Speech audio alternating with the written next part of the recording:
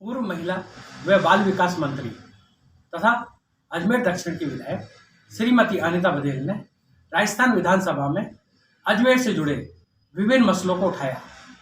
उन्होंने सरकार की कार्यशैली पर भी प्रश्न चिन्ह लगाए और संबंधित मंत्री से जवाब देने का आग्रह किया। पेश है विधानसभा में उनके द्वारा दिए गए वक्तव्य की रिकॉर्डिंग। 131 श्रीमती अनीता बघेल। धन्यवाद माननीय अध्यक्ष महोदय।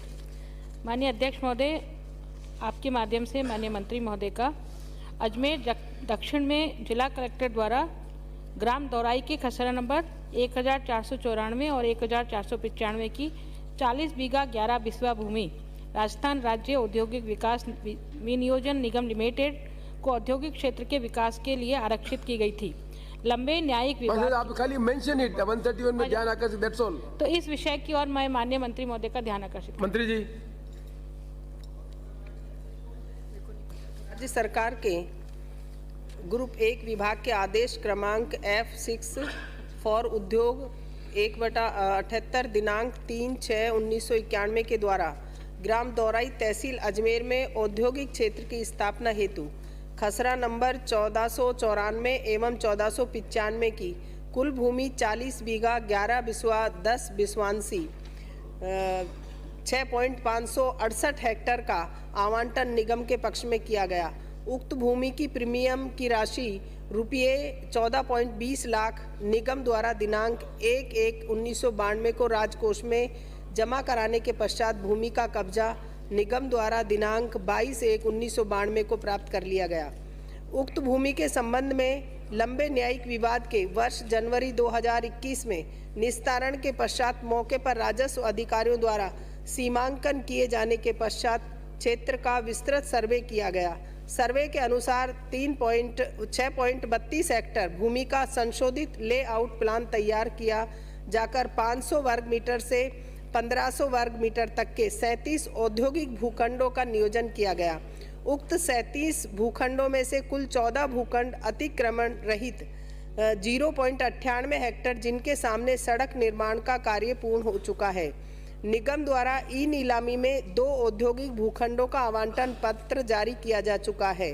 शेष 12 रिक्त भूखंडों को निगम नियमानुसार ई नीलामी के माध्यम से आवंटित किया जाएगा।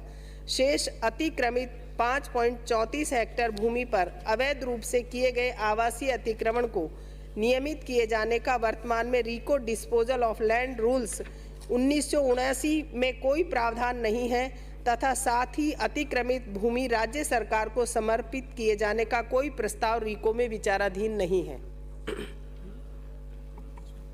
माननीय अध्यक्ष महोदय, आपके माध्यम से माननीय मंत्री महोदय से मैं ये जानना चाहूँगी कि आप ये कह रहे हैं 6.32 हेक्टेयर भूमि पर।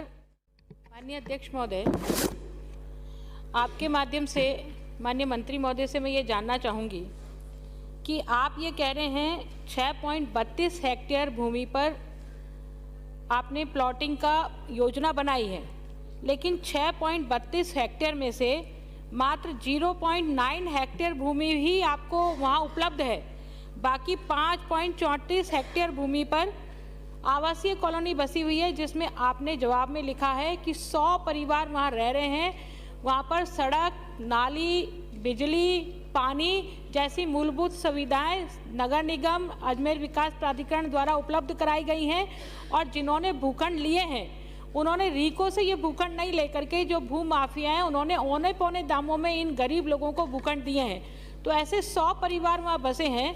ये रीको में नियम नहीं है कि आप डिस्पोजल करें इस लैंड का, लेकिन मैं आपसे आश्वासन चाहती हूँ कि क्या ऐसे जो 100 लोग बसे हैं, सरकार का अभियान भी है पट्टे देने का, ये लोग इस पट्टा अभियान से खुश होकर के इंतजार कर रहे हैं कि हमारी भूमि जो कलेक्टर ने रीको को आवंटित की थी, क्या ये जो अतिक्रमी वाली भूमि है वो भूमि पुनः रीको कलेक्टर को समर्पित कर दे और कलेक्टर उस भूमि पर जो लोग वास्तव में बसे हुए ऐसे 100 परिवार उनको पट्टे यदि आवंटित कर देंगे तो आप चूंकि कभी इस भूमि से अतिक्रमण हटा नहीं सकते हैं।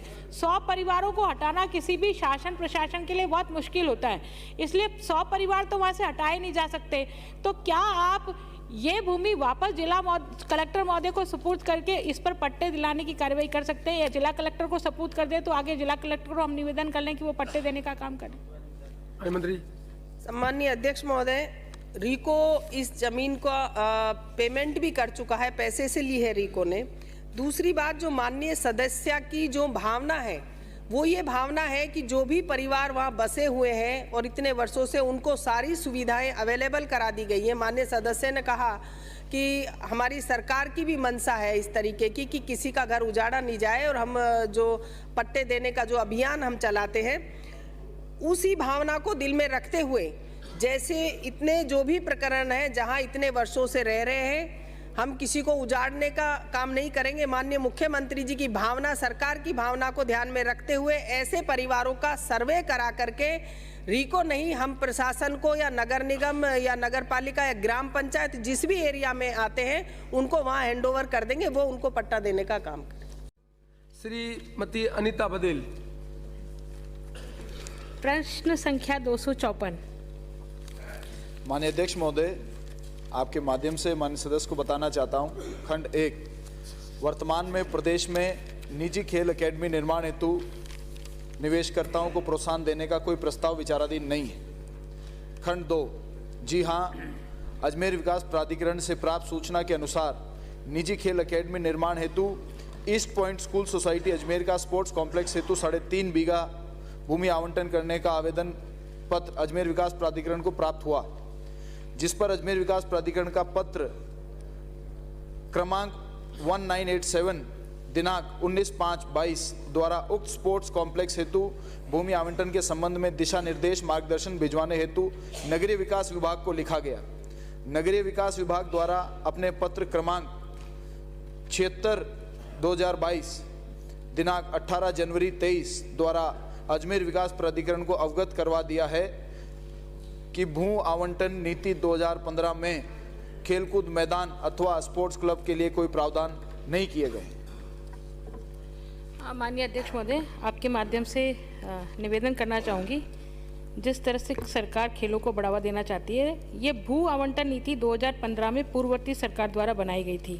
क्या वर्तमान सरकार खेलों को बढ़ावा देने के लिए इस भू आवंटन नीति में परिवर्तन करने का विचार रखती है? माननीय अध्यक्ष महोदय, आपके माध्यम से माननीय सदस्य को अवगत कराना चाहता हूं कि निश्चित रूप से हमारी सरकार खेलों के प्रति ज़्यादा सजग। तो एक डिटेल भी आपको देना चाहता हूं माननीय सदस्य, पूर्ववर्ती सरकार के 5 साल में मात्र 1 करोड़ का इंडोर स्टेडियम अजमेर शहर के अंदर सैंक्शन हुआ, वहीं अभी सरकार ने 4 साल में 7.5 करोड़ का इंडोर स्टेडियम अजमेर शहर के लिए उसका काम चालू हो गया। RSRDC द्वारा काम चालू है। नीति के ऊपर अभी कोई चर्चा नहीं है, जब होगी तो मैं आपको